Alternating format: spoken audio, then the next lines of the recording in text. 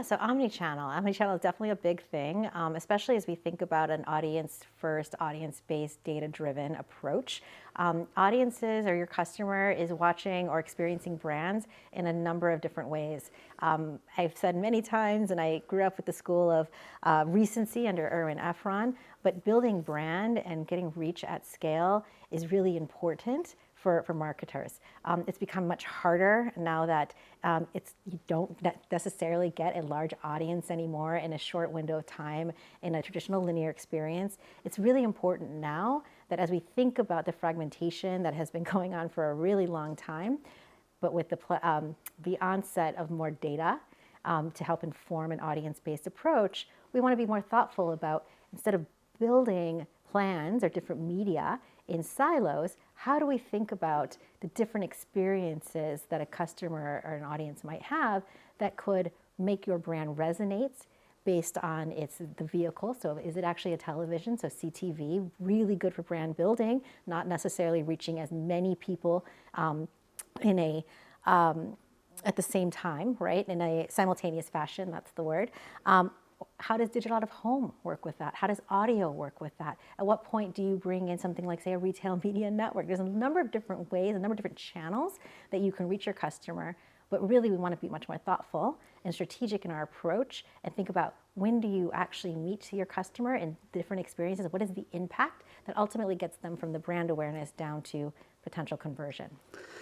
And maybe you could give us an idea of just kind of the scale of what your platform is, as far as how many subscribers T-Mobile has, how many people you reach, Yeah. and then within that, I suppose, what are some of the best ways to segment audiences within it, based on, I don't know, geography or other data? Like, what can you tell brands about that? Yeah, so T-Mobile, we are, at our heart, we're a connectivity company. We are definitely in the business of making sure that our customers, first and foremost, can engage with the world around them and the people they care about, love, or just I call it the taking care of business, the doing life of it all. It's a great privilege to be where we are. We sit basically with coverage about a third of the nation. So we have 120 million devices. We are working with about 40 million primary account holders. We have network data that captures everything from web browsing, app engagement, and then precise geolocation. What can that do? Well, that can obviously build really compelling audience segments based on behavior.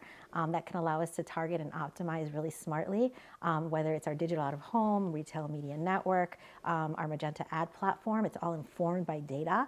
But then ultimately, and this is sort of the beauty of this data set and its capability, is we're able to then say, yes, we reached your customer and we think we did it in a really smart, efficient, and engaging way across our offering.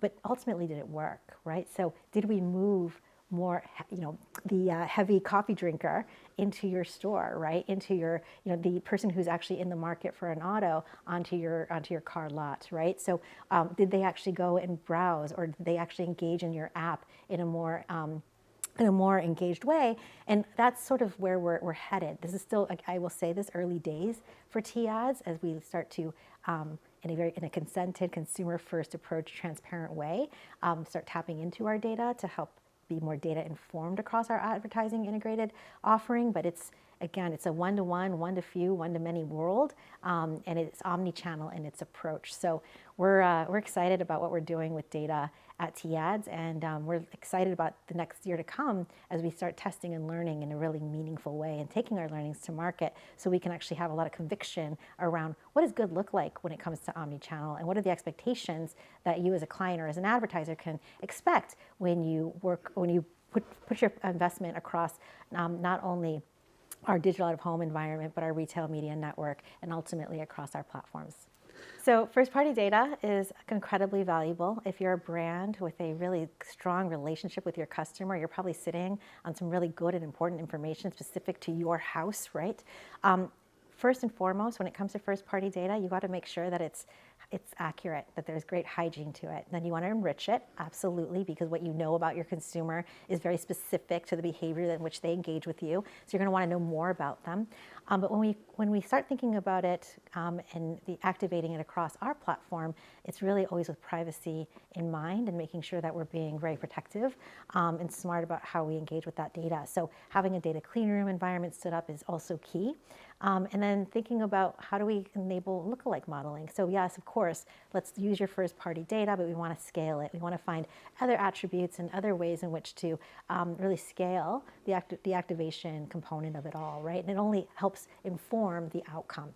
So first party data is the name of the game, especially as things get trickier and trickier with the loss of the cookie and the ways in which the world is going. But again, we've got to be very mindful and thoughtful about how we utilize that data to do everything from audience activation out to outcomes.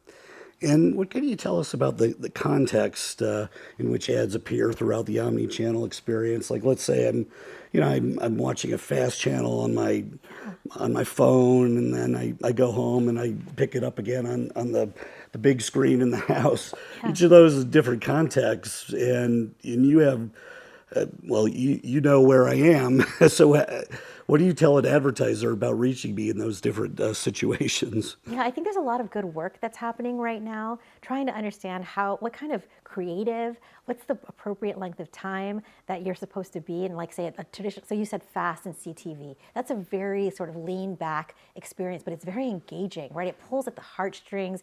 It's storytelling at its best. And so there you can actually have a 15 or 30 second spot that, again, tells a lot more about your brand.